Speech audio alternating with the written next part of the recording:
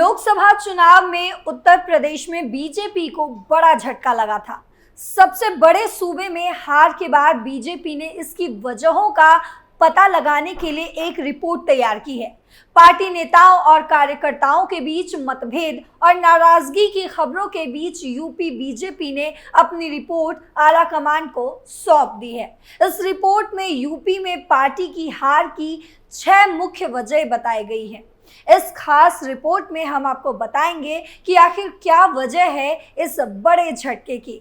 नमस्कार, आप देख रहे हैं कैपिटल टीवी, मैं हूं आपके साथ पल्लवी सिंह। यूपी में हार पर बीजेपी का मंथन, हाईकमान को रिपोर्ट बदलेगी तस्वीर। यूपी में फिर से कमल खिलाने की तैयारी। उत्तर प्रदेश में सपा और बसपा गठबंधन के हाथों लोकसभा चुनाव में भाजपा की डबल इंजन सरकार की करारी हार हुई।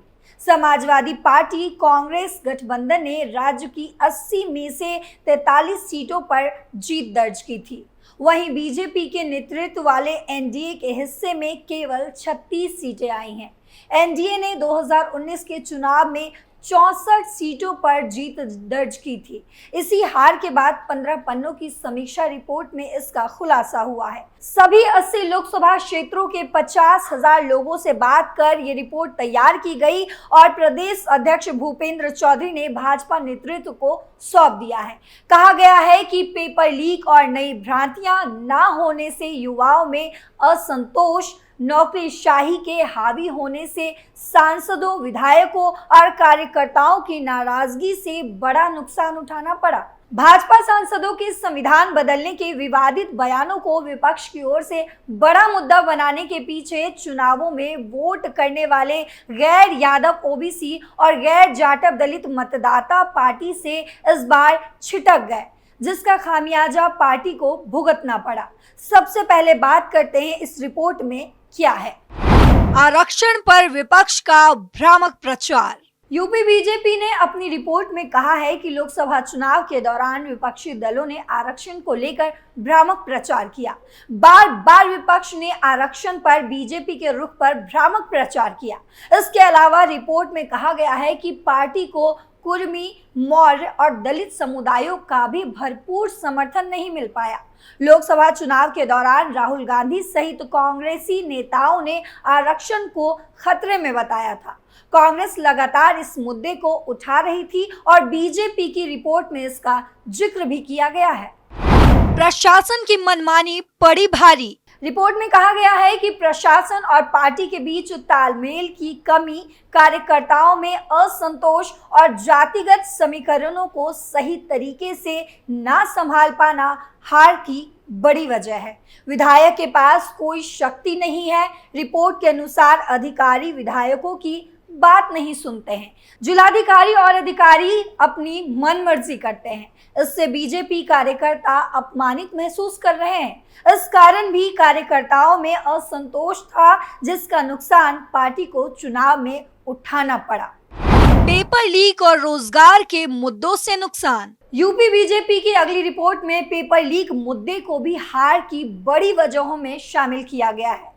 रिपोर्ट में कहा गया है कि पिछले 3 साल में कम से कम 15 पेपर लीक हुए हैं, जिससे विपक्ष के पास इस प्रचार को बल मिला कि बीजेपी आरक्षण को रोकना चाहती है। इसके ऊपर सरकारी नौकरियों को अनुबंधित कर्मचारियों द्वारा भरा जा रहा है, जिससे पार्टी के बारे में विपक्ष के भ्रामक प्रचार करने का मौका मिल गया।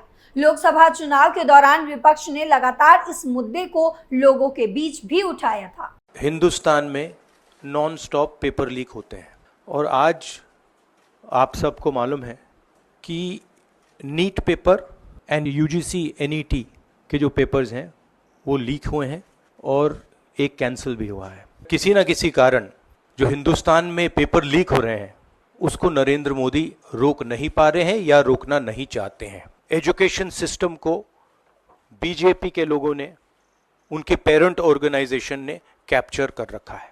अगर आप मेरिट के बेसिस पर लोगों को नहीं जॉब देंगे, अगर आप आइडियोलॉजिकल लोगों को वाइस चांसलर बनाएंगे, इनकेपेबल लोगों को वाइस चांसलर बनाएंगे, एग्जाम लेने के स्ट्रक्चर्स हैं उनमें आप आइडियोलॉजिकल लोगों को डालेंगे तो ये कम होगा। आपने राहुल गांधी की बातें सुनी, अब ये भी सुनिए कि आखिर अखिलेश यादव ने क्या कुछ कहा।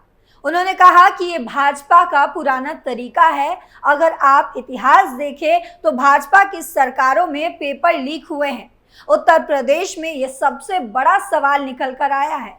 आप जानबूझकर पेपर लीक करा रहे हैं, जिससे नौजवानों को नौकरी और उन्हें उनका आरक्षण ना मिल जाए। जो बच्चों की मांग है वही होना चाहिए। अखिलेश ने आगे ये भी कहा कि अगर आप इतिहास देखें तो भाजपा अपने लोगों को खुश करने के लिए पेपर लीक करती है। यूपी में ये बहुत बड़ा मुद्दा था और अब यह दिल्ली तक पहुंच गया है। उन्होंने करोड़ों लोगों को ठगा है।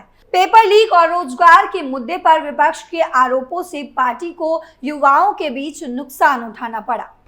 आपसी मतभेदों से हुआ नुकसान। रिपोर्ट में कहा गया है कि राज्य इकाई को अपने मतभेदों को जल्द से जल्द सुलझाना चाहिए और जमीनी स्तर पर काम शुरू करना चाहिए, ताकि इस भावना को अगड़ा बनाम पिछड़ा संघर्ष के रूप में दिखने से रोका जा सके। एक पार्टी पदाधिकारी ने कहा कि 2014, 2017, 2019 और 2022 की जीत की लकीर को कम करके नहीं आंका जाना चाहिए। वरिष्ठ नेताओं को हस्तक्षेप करने और मार्गदर्शन प्रदान करने की आवश्यकता है। राज्य को केंद्रीय निर्देशों का पालन करने के महत्व को समझना चाहिए। हम सब बराबर हैं, किसी को भी हावी नहीं होना चाहिए। नेताओं को यूपी के स्थानीय मुद्दों को समझना चाहिए और कार्यकर्ताओं को मनोबल बढ़ाने के प्रयास भी करने चाहिए। टिकटों के जल्दी बंटवारे से भी नुकसान। रिपोर्ट में यह भी कहा गया कि चुनाव प्रचार टिकटों के जल्दी बंटवारे के कारण प्रचार धीमा रहा। छठे और सातवें चरण तक कार्यकर्ताओं में थकान थी, जिसकी वजह से वे पूरी ताकत से प्रचार में नहीं जुट सके। पार्टी नेताओं द्वारा आरक्षण नीतियों के खिलाफ दिए गए बयानों से पार्टी को और भी नुकसान हुआ है। अग्निवीर योजना और पुरानी पेंशन स्कीम बनी मुद्दा। रिपोर्ट में कहा गया कि पुरानी पेंशन योजना जैसे मुद्दों ने सीनियर सिटीजन के वोट घटाए हैं, जबकि अग्निवीर और पेपर लीक जैसे मुद्दों पर युवाओं ने बीजेपी को समर्थन नहीं दिया। वहीं विपक्ष ने उन मुद्दों को प्रभावी ढंग से उठाया जो लोगों की चिंता बने हुए थे। राहुल गांधी लगातार इस मुद्दे को प्रचार में उठा रहे थे, जिसका नुकसान पार्टी को चुनाव में हुआ है। क्योंकि नरेंद्र मोदी ने 2 तरीके के शहीद बनाए हैं। इनको विकास कुमार को कहा जा रहा है कि तुम जाओ, तुम्हारे दिल में देशभक्ति की भावना है, तुम जाओ, तुम बॉर्डर पे खड़े हो, बिना ट्रेनिंग के, बिना पेंशन के, बिना कैंटीन, अगर तुम शहीद होते हो तो हिंदुस्तान की सरकार तुम्हारे साथ नहीं खड़ी होगी। अगर तुम शहीद होते हो तुम्हें शहीद का दर्जा नहीं मिलेगा, क्योंकि तुम अग्निवीर हो, तुम नॉर्मल जवान नहीं हो।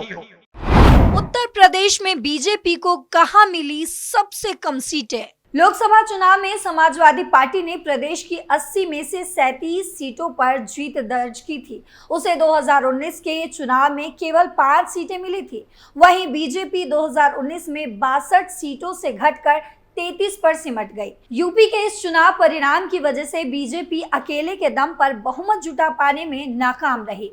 इस नतीजे ने पार्टी नेतृत्व को स्तब्ध कर दिया। उसे उत्तर प्रदेश में बड़ी जीत मिलने की उम्मीद है। इसी उत्तर प्रदेश में इस साल जनवरी में राम मंदिर का भव्य प्राण प्रतिष्ठा समारोह भी आयोजित किया गया था। बीजेपी का सबसे कमजोर प्रदर्शन पश्चिम और काशी यानी कि वाराणसी के क्षेत्रों में रहा। वो काशी की 28 में से केवल 8 सीटें ही जीत पाई। वहीं ब्रज क्षेत्र यानी कि पश्चिमी यूपी की बात करें तो बीजेपी ने 13 में से 8 सीटों पर जीत दर्ज की थी। मुख्यमंत्री योगी आदित्यनाथ के गढ़ गोरखपुर में बीजेपी 13 में से केवल 6 सीटें ही जीत पाई। वहीं अवध में बात करें लखनऊ, अयोध्या और फैजाबाद की तो उसमें से 16 में से केवल 7 सीटें ही जीत सकी बीजेपी। इसी तरह बीजेपी कानपुर और बुंदेलखंड में भी अधिक सीटें नहीं जीत पाई। वो 10 में से केवल 4 सीटें ही जीत पाई।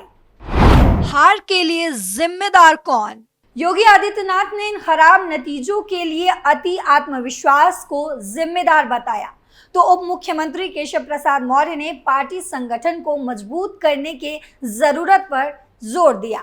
बीजेपी केंद्रीय नेतृत्व ने राज्य के नेताओं को आपसी मतभेद सुलझाने और 10 सीटों पर होने वाले उपचुनाव पर ध्यान लगाने को कहा है। बीजेपी के एक सूत्र ने कहा कि उपचुनाव नेतृत्व में कोई बदलाव नहीं होगा।